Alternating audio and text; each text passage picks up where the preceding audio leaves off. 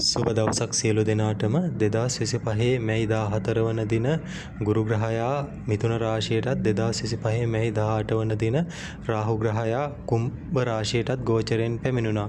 එතකොට මකර ලග්න හිමියන්ට මෙම ග්‍රහ ගෝචරයේ කුමන ආකාරයෙන්ද බලපාන්නේ කියලා අපි විමසලා බලමු. එතනදී ගුරු මහා දශාවක් හෝ අතුරු දශාවක් නැත්නම් රාහු මහා දශාවක් හෝ අතුරු දශාවක් ගත කරන මකර ලග්න හිමියන්ට මෙහි ප්‍රතිඵල වඩා ප්‍රබල ලෙස දැක ගන්න පුළුවන් වෙනවා.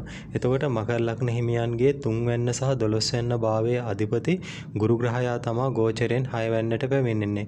එතකොට 12 වෙනි අධිපති ග්‍රහයා 6 වෙනිට පැමිණීම යහපත් වුවත් ගුරු වැනි නයිසර්ගික සුබ ග්‍රහයෙකු 6 වෙනිට පැමිණීම ඊතරම් සුබ ප්‍රතිඵල ලබා දෙනවා කියලා කියන්න බෑ. එතනදී 6 වෙනි අධිපති බුධ ග්‍රහයා බලවත් වෙලා හිටියොත් එහෙම තමන්ගේ sannivedana හැකියාව භාවිතා කරලා සතුරන්ව පරාජය කිරීමට හැකිවනවා.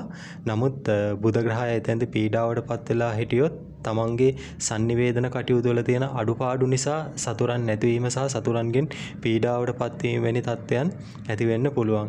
ඒ වගේම මානසික සෞඛ්‍ය බඩ ආශ්‍රිතව රෝග පිළිබඳ සැලකිලිමත් වෙන්න ඕන.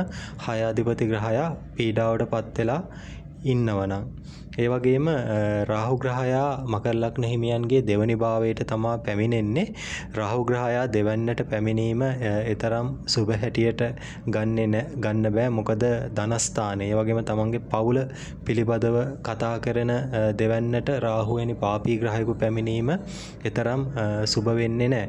මෙතනදී ගුරු ග්‍රහයාගේ දෘෂ්ටියට රාහු ග්‍රහයා ලක්වීම නිසා යම් අසුබකාරී තත්ත්වයක් මගහැරෙන්න පුළුවන්. නමුත් රාහු ග්‍රහයා දෙවන්නට පැමිණීම මත තමන්ගේ තැන්පතු ධනය පිළිබඳව සැලකිලිමත් වෙන්න ඕන. ඒ වගේම තමන්ගේ පවුල පිළිබඳවත් සැලකිලිමත් වෙන්න ඕන. ඒ වගේම තමන්ගේ කතා බහ පිළිබඳව ඒ වගේම තමන්ගේ දත් පිළිබඳව සැලකිලිමත් වෙන්න ඕන කාලයක් මේක. කතා කිරීමේදී තමන් අන් අයට කිව යුත්තේ මොකද්ද නොකිය යුත්තේ මොකද්ද කියලා පොඩ්ඩක් තේරුම් අරන් කතා කිරීම යහපත් වෙනවා මේ කාල සීමාවේ. ඒ වගේම ඔන්ලයින් බැංකින් වගේ ගනුදෙනු වලදී තමන්ගේ මුදල් සම්බන්ධයෙන් ප්‍රවේශමෙන් කටයුතු කරන්න ඕන.